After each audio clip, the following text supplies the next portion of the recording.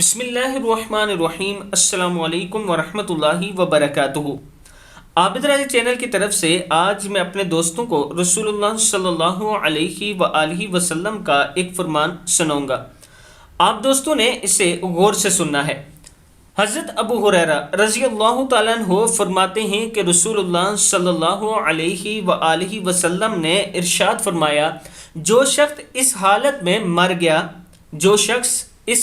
میں مر گیا کہ اس نے نہ کبھی جہاد کیا اور نہ اس نے جہاد کی نیت کی، وہ نفاق کے ایک حصے پر مرا۔